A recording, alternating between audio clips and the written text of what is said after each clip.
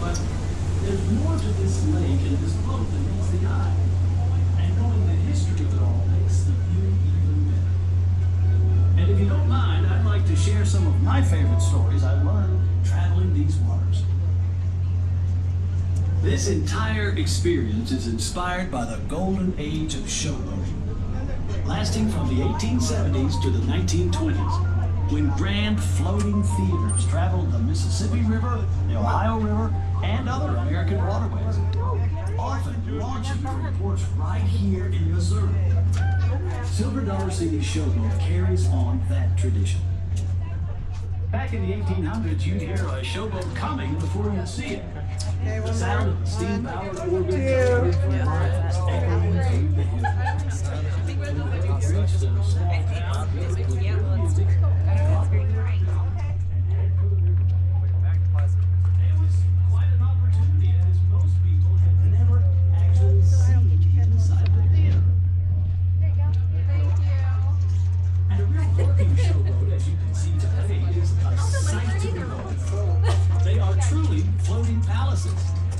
Often 3 or 4 decks tall, covered in ornate woodwork and traffic. The largest at the time could seat over 1,000 people. The shows they performed on board were interactive. Heroes you cheered for, villains you booed. They called it sassy reactive, and by the end of the night, everyone went home feeling like they'd been part of something special.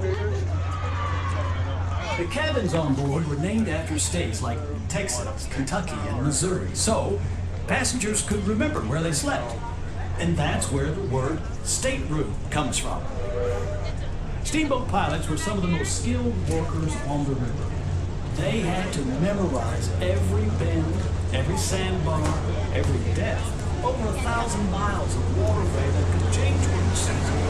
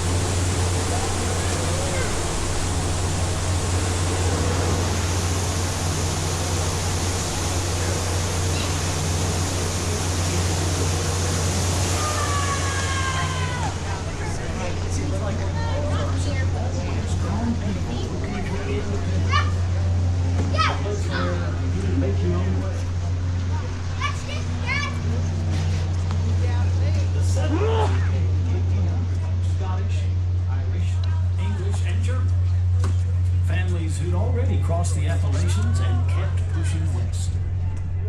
They brought their music with them, fiddles, banjos, and guitars, helping to lift their spirits when times got tough.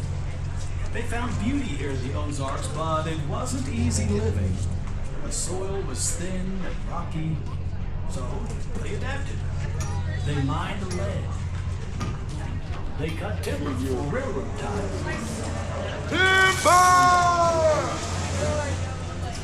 And through it all, there was the White River, named for the white limestone blocks that lined its banks. It gave life to these valleys. Every spring, the water